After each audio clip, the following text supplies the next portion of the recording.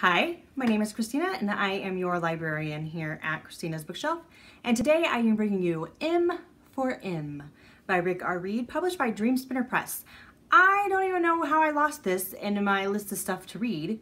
I kind of stumbled across it and I was like, oh my gosh. So here we are. The main character of the book is Ethan Schwartz, and you're like, isn't there usually two main characters? This is what's quite unique about this story. This story has three distinct sections. The first two were previously published with a different publisher, and then Rick added on a third section when Dreamspinner took it. We follow Ethan's journey through these three distinct moments in his life. He is the main character. What I also loved about it is he's kind of a silver fox, an older gentleman. I kind of made my own name for these sections. It's not what it's called in the book, so don't like get it and be like, Christina, I don't even know what you're talking about. To me, section 1 is what I like to call the online submission. Ethan was in this very dry stout going on here, kind of a drought, if you will, on a relationship. Well, he hears the receptionist at the place that he works, Bubbles, talking about this fantastic online dating app that he's found, and he has so many suitors, he doesn't know what to do with his time. And so Ethan's like, I'm going to try this out. And he does. And then he decides to do something that's a little deceptive, but he makes it okay because he calls it a social experiment. What he finds through his online submission, through this deception, is a man that sounds like almost too good to be true. And kind of in a way it is, because both deceived the other, but I'm gonna have to say that one was quite a bit more. So when they finally meet in person, it was kind of like this moment of tenseness, like, ooh, what's gonna happen? Do they get through this? Can they make up? Will they be friends? Will they be more than friends? But it brought on that whole, if you've ever tried to date somebody through an online app, or back in the day when there was like AOL chat rooms, it was comical, yet just kind of highly full of emotions. The first section of Ethan being so down and just out and really just low and despairing for himself on not having this relationship. Section 2 I just call positive. Ethan finds out that he is HIV positive. How did he get this way? He's in a monogamous relationship. Did this person cheat on him? Did this person have it and not know? Did this person have it, no, not tell him? What the hell is going on? And so we experience all these emotions, the anger, the sadness, the grief, the anger. I mean, he is just ready to go out for blood. And he finds an interesting way to kind of cope with his diagnosis of letting these emotions out there for others to see, for others who are dealing with the same thing he is, so they know that they are not alone because he feels alone. And what I thought was beautiful about this section is pointing to and the showing and the lesson of communication. Nothing can happen. No moving forward, no closure, no ending. If you are going to become this stone wall, if you are not going to talk to your partner, if you are going to close the world out, you are at a standstill in life.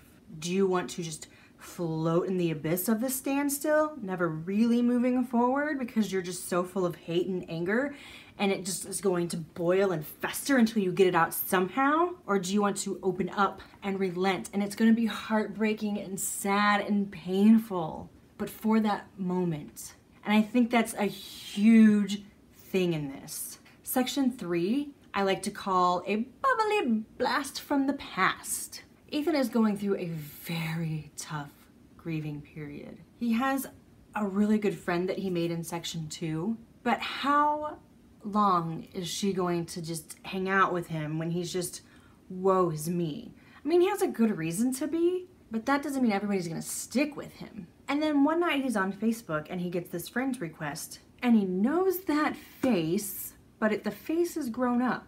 And once it dawns on him who that person is, he's like, holy shit. And I think the great learning experience with section number 3 is don't judge a book by its cover. He knew nothing about this person except for what he made up in his mind back in the day. And now here this person is in front of him and he wants to pass judgment, which is another thing, don't pass judgment, off of who this person was in the past, and he didn't really know the person in the past. But he takes this extraneous leap of faith in this great depression of despair, and it's totally worth it.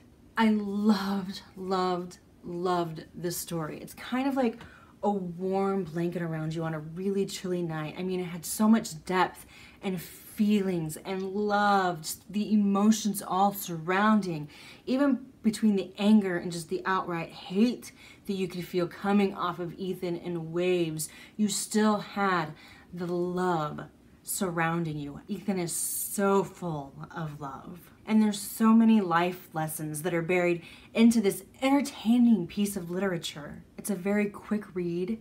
I mean, sit down with your beverage of choice, you know, get some classical music on, maybe some blues, some jazz, and just kind of fill your mind with the story that's here. Let everything else in your life wash away and absorb Ethan Schwartz.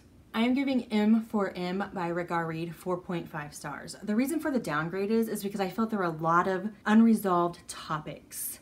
Like, each section has its own thing, but I mean, we're continuing the story of Ethan all throughout, and so we kind of open up Pandora's box every now and then, but things are left out and about, and that to me was a little unsettling. I didn't like having those things not resolved. What I am going to do for you is leave the Dream Spinner and Amazon links down below so you can click and be on your way.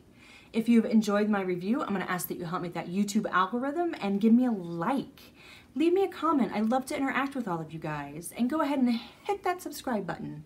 I try to get stuff out every Monday through Thursday, but I never know what time, and that is the magic of the subscribe button, is that you will get a notification when I have a new review for you. If you like me and think this chick's pretty awesome, down below I'm going to leave my Facebook page and my Twitter. If you have a book or an arc you'd like me to read, you can request via website. M4M by Rick R. Reed, published by Dream Spinner Press, 4.5 stars. Bye. Hi, my name is Christina. I'm your librarian here at Christina's Bookshelf, and today I am bringing you Family Obligations, a short story by Vivian Dean and Rick R. Reed, published by Dream Spinner Press, and it is out now. So if you like my review, I will leave links down below for you so you can just kind of like go over, get it, and enjoy. As I said, this is a short story, so if you just find yourself, you know, with an hour or two and you just want something that packs emotions but doesn't become overwhelming or too stimulating, this story is really just a story